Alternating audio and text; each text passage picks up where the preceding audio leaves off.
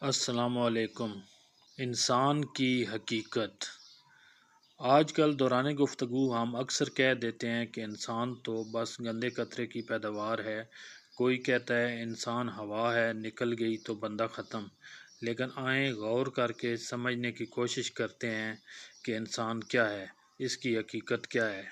فرض کریں میرا نام امجد ہے۔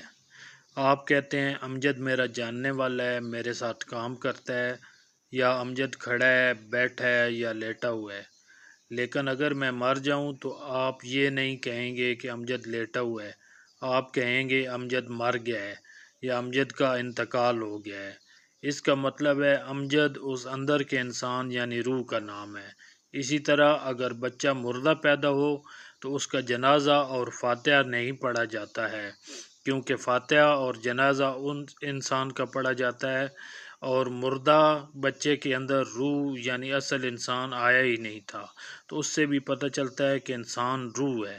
اب غور کرتے ہیں کہ روحوں کے بارے میں قرآن پاک میں آیا ہے کہ تمام ارواح اللہ کے قرب میں تھیں، تو ان سے سوال ہوا تھا الست بربکم۔ تمام روحوں نے جواب دیا تھا قالوا بلا، یعنی ہم گواہی دیتے ہیں تو ہی ہمارا رب ہے۔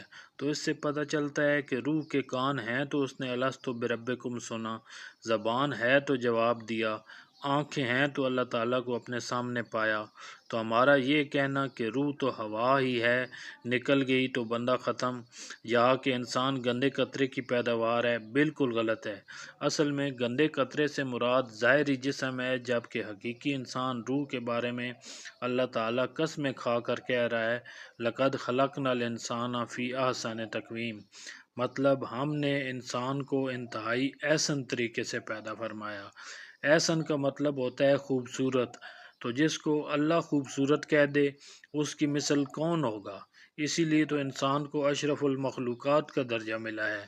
اب ہم ظاہری جسم کا تو بہت خیال رکھ رہے ہیں، اس کو اچھی خوراک، اچھا لباس، اچھا مکان فراہم کر رہے ہیں، مگر روح جو کہ اصل انسان ہے اس سے لا علم ہے۔ روحیں جب عالم ارواح میں تھیں تو ان سے سوال ہوا تھا الست بربکم، تمہارا رب کون ہے؟ یہاں اللہ تعالیٰ نے اپنی صفت ربوبیت کا اظہار فرمایا، یعنی رب کا مطلب ہے پالنے والا۔ روحیں اللہ کے ذکر پر پل رہی تھیں۔ پھر جب انہیں آزمائش کے لیے مادی دنیا میں بھیجا گیا تو پچھلا سارا منظر بھلا دیا گیا۔ اب انسان کا کام ہے کہ وہ ذکر اللہ کے ذریعے روح کو غذا فراہم کرے تاکہ روح اپنے مالک کی معرفت حاصل کر کے آزمائش میں کامیابی حاصل کرے۔